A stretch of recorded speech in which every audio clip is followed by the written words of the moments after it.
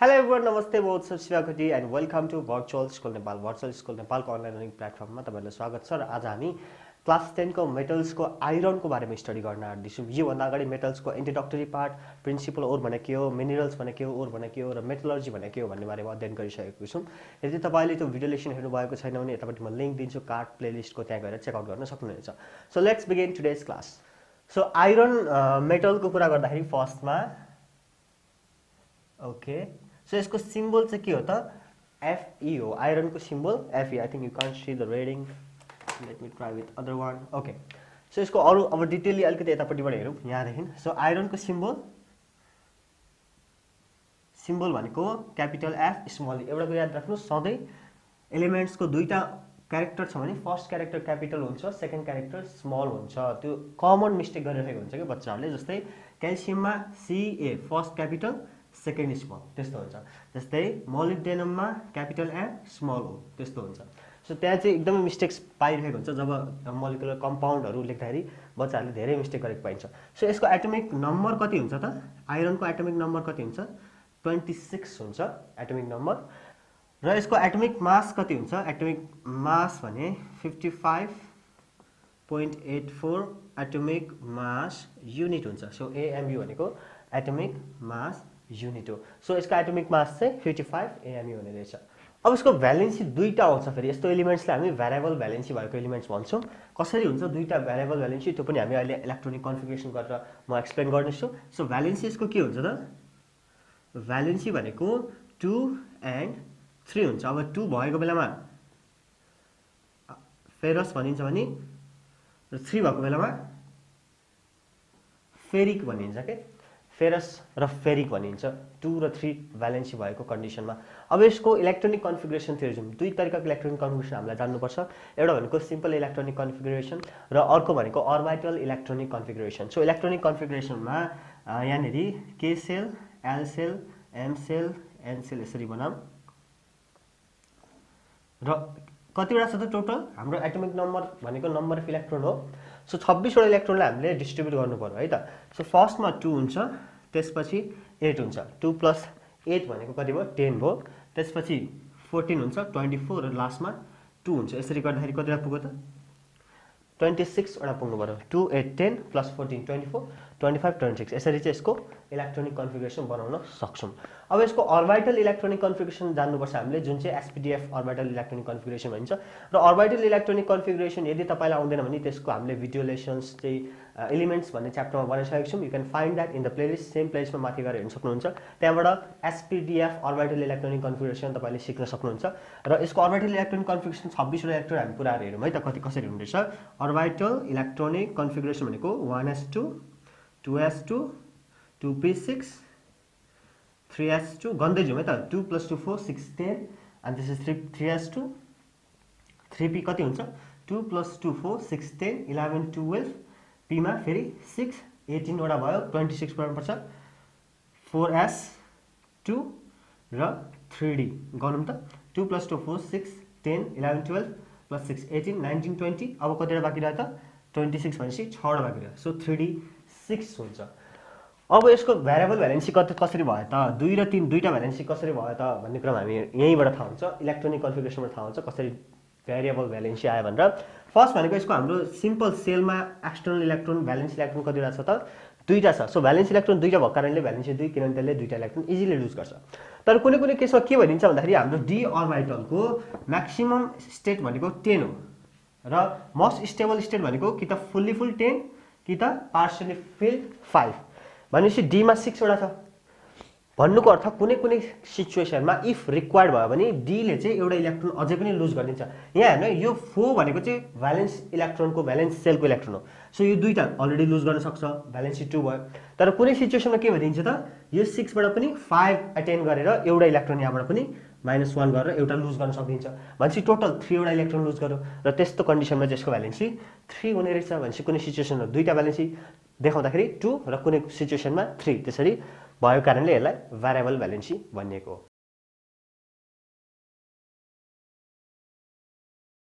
Okay, अब आइरनको अकरेन्सको बारेमा कुरा गरौँ। आइरन चाहिँ कहाँ कहाँ पाइन्छ? हाम्रो अर्थ क्रस्टमा मोस्टली अबन्डेन्टली पाइन्छ। आइरन चाहिँ धेरै पाइन्छ। आइरन माइन्सहरू हुन्छ, के हुन्छ, दुनियाँले हुन्छ। तर कसरी हुन्छ भन्दाखेरि आइरन एउटा के हो त, हाइली रिएक्टिभ इलिमेन्ट हो।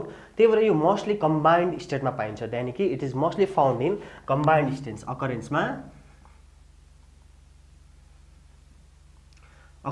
Iron is mostly found in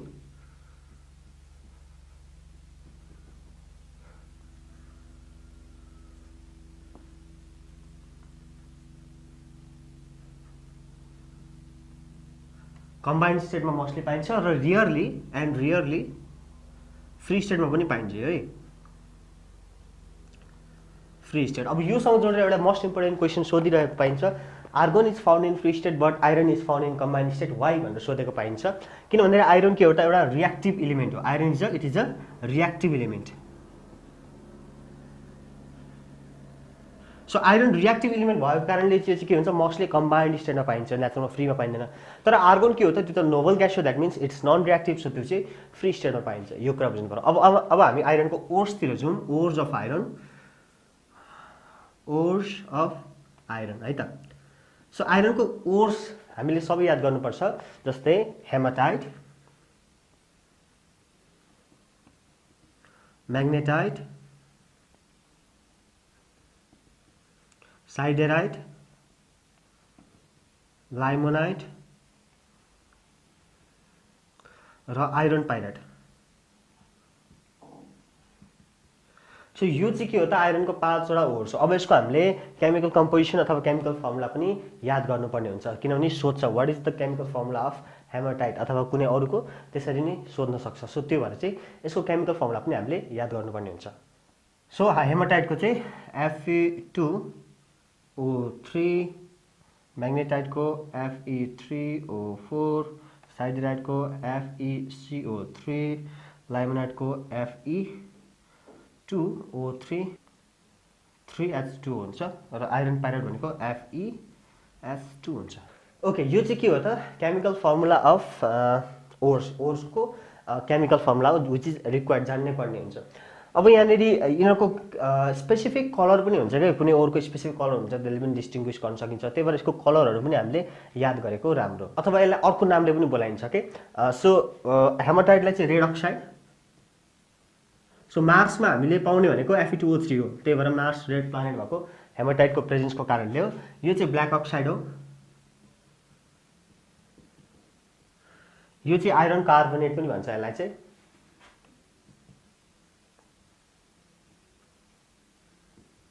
okay, FeCO3 is called iron carbonate. अब यो चाहिँ लाइमोनाइटलाई चाहिँ ब्राउन अक्साइड भन्छ। सो Fe2O3.3H2 भने चाहिँ त्यो ब्राउन अक्साइड हुन्छ र यसलाई चाहिँ आइरन ट्राइसल्फाइड भन्छ।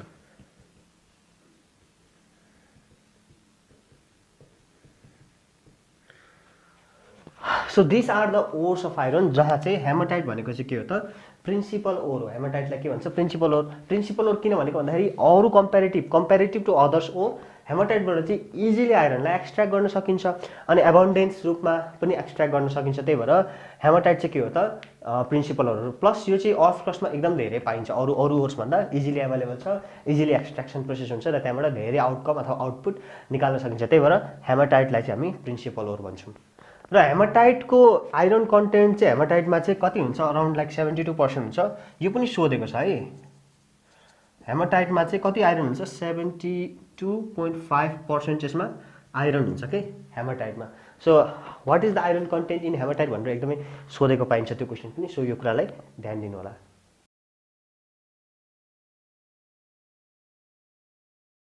So now let's go to the physical properties of iron. आइरनको फिजिकल प्रपर्टिजको कुरा गर्दा यो चाहिँ प्योर आइरनहरू चाहिँ जेनरली सिल्भरी कलरको हुन्छ, साइनी ग्रे कन्टेन्ट हुन्छ यिनीहरूमा लस्टर। मैले भनेको छु अगाडि नै, मेटल्सको कुनै पनि मेटल्सको स्पेसिफिक काइन्ड अफ लस्टर हुन्छ, तिनीहरूको स्पेसिफिक लस्टर हुन्छ, स्पेसिफिक टल्किन्छ कि डिफ्रेन्ट कलरको। जस्तै गोल्ड चाहिँ पहेँलो टल्किन्छ, सिल्भरी व्हाइट टल्किन्छ होइन। एल्युमिनियम चाहिँ काइन्ड अफ लाइक अलिकति ब्लू काइन्ड अफ त्यसको लस्टर हुन्छ, ब्लू व्हाइटिस्ट होइन, ब्लुइस व्हाइट लस्टर हुन्छ। त्यस्तै आइरनको चाहिँ के हुने रहेछ त, सिल्भरी हुने रहेछ, silvery grey kind of like lustre हुन्छ। र अर्को भनेको यसको स्पेसिफिक ग्राभिटी 7.86 छ भनेको एकदम हेभी छ, भन्नुको अर्थ वाटर भन्दा 7.86 टाइम्स यसको मोलिक्युल्सहरू टाइटली प्याक छ स्पेसिफिक ग्राभिटी भन्नुको अर्थ। स्पेसिफिक ग्राभिटीमा के हुँदैन त युनिट हुँदैन, किन भन्दाखेरि it is the ratio of density of a substance at a specific temperature to that of the density of water at 4 degree Celsius हैन। सो रेशियो त्यही भएको कारणले यसको युनिट हुँदैन। आइरनको मेल्टिङ पोइन्ट 1535 हुन्छ भने डिग्री सेल्सियसमा, र यसको बोइलिङ पोइन्ट चाहिँ 2450 डिग्री सेल्सियस हुन्छ। यो आइरनको चाहिँ आइरन के हुन्छ त म्याग्नेटिक हुन्छ। जस्तै काँटीहरुमा तपाईहरुले बच्चा बेलामा like kind of like magnet जसरी खेल्नु भएको होला, काँटीमा आइरन म्याग्नेटले काँटी तान्ने हैन, त्यसरी आइरन त्यसरी गर्नुभएको होला। बट यसको म्याग्नेटिक प्रोपर्टी छ, यो चाहिँ यसलाई यदि आइरनलाई हामीले हिट गर्दै गयौँ भने चाहिँ 770 डिग्री सेल्सियस भन्दा माथि चाहिँ यसको म्याग्नेटिक प्रोपर्टी चाहिँ लुज हुँदै जान्छ। र एभ्री मेटलको हामी लेख्न सक्छौँ it's good control of hit and electricity, it's malleable and ductile. त्यो त बेसिक सबै मेटलको कमन प्रोपर्टी नै भयो।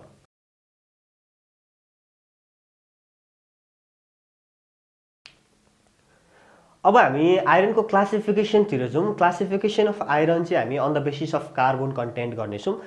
आइरनमा कति पर्सेन्टेज चाहिँ कार्बन कन्टेन्ट छ त्यो आधारमा यसलाई क्लासिफाई गरेको। किनभने हामीले कहिले पनि जहिले पनि भनौँ, कहिले भन्दा नि जहिले पनि हामी क्लासिफिकेसन कुरा गर्दाखेरि के आधारमा क्लासिफाई गरियो भनेर हेर्नुपर्ने हुन्छ। सो आइरनको क्लासिफिकेसन चाहिँ हामीले कार्बन कन्टेन्टको बेसमा गर्न आउँदैछौँ। सो यसको 3 टाइप्स अफ आइरन हुन्छ on the basis of carbon content. First भनेको पिग आइरन, अर्को भनेको रड आइरन, र अर्को भनेको स्टिल आइरन हुन्छ। सो पिग आइरन भनेको चाहिँ least pure form of iron हो। सबैभन्दा इम्प्योर फर्म अफ आइरन चाहिँ के रहेछ त पिग आइरन रहेछ। यसमा चाहिँ किन चाहिँ इम्प्योर फर्म भएको भन्दाखेरि यसमा चाहिँ 2 to 3% कार्बन कन्टेन्ट हुन्छ र 2 to 5% चाहिँ अरू इम्प्युरिटिज हुन्छ के। कार्बन कन्टेन्ट अलरेडी 2 to 3% छ प्योर आइरनमा, प्लस 2 देखि 5% यसमा इम्प्युरिटिजहरू अरू पनि हुन्छ। सो यो चाहिँ least pure form of iron, कमसे कम्ती प्योर फर्म अफ आइरन भन्न सकिन्छ। यसको मेल्टिङ पोइन्ट चाहिँ अराउन्ड 1200 डिग्री सेल्सियस हुन्छ भने यसलाई चाहिँ हामी कास्ट आइरन पनि भन्न सक्छौँ। This is also another important question, why is pig iron called cast iron भनेर पनि भनेको हुन्छ।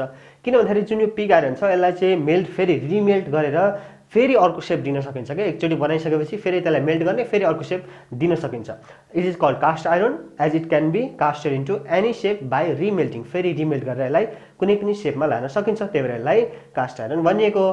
Now let's go to the another form of iron that is wrought iron on the basis of carbon content. यो चाहिँ के हो त फेरि प्योरेस्ट फर्म अफ आइरन हो। यसको कार्बन कन्टेन्ट अराउन्ड 0.1 देखि 0.2% हुन्छ भने यसलाई चाहिँ कसरी बनाइन्छ भन्दाखेरि जुन यो अघिको इम्प्योर फर्म अफ आइरन थियो नि पिग आइरन, त्यसलाई नै त्यसबाट नै कार्बन कन्टेन्टहरू रिमुभ गरेर इम्प्युरिटिजहरू रिमुभ गरेर रड आइरन चाहिँ बनाइरहने रहेछ। यो चाहिँ के छ सबैभन्दा प्योर फर्म अफ आइरन छ, किनभने यसमा इम्प्युरिटिज पनि हुँदैन र कार्बन कन्टेन्ट पनि अराउन्ड 0.1 देखि 0.2% हुने रहेछ। अर्को फर्म अफ आइरन छ त्यो चाहिँ स्टिल हो। डे टु डे लाइफमा पनि हामी धेरै युज गरिरहेको छौँ। तर स्टिल चाहिँ के भन्दाखेरि not only iron, it is an alloy. Alloy कति बेला आउँछ जब त्यहाँ दुईटा मेटल इन्भल्भ हुन्छ होइन त। सो एलोय चाहिँ स्टिल चाहिँ के को एलोय हो त, steel is an alloy of iron, chromium र कार्बन। आइरन, क्रोमियम र कार्बनको एलोय चाहिँ के हो त स्टिल हो। र यसमा कार्बन कन्टेन्ट भनेको 0.5 देखि 1.5 सम्म हुन्छ र यो चाहिँ यसको मेल्टिङ पोइन्ट चाहिँ 1300 डिग्री सेल्सियस हुन्छ। यो काइन्ड अफ लाइक अलिकति धेरै हार्ड आइरन हो हैन। 1300 डिग्री सेल्सियसको मेल्टिङ पोइन्ट हुन्छ र यो चाहिँ kind of like hard iron हो।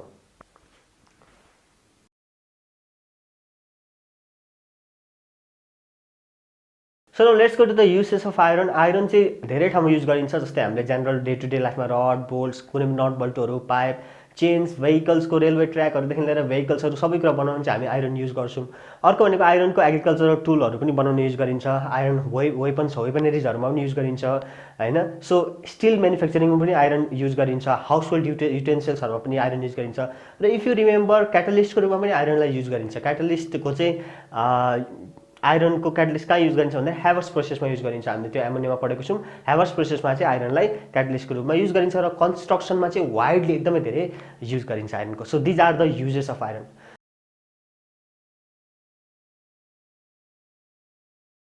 So what do you think about today's video lesson? Go down below, put your comments down below. अब यो पछाडिको लेसनमा हामी एल्युमिनियमको कुरा गर्नेछौँ।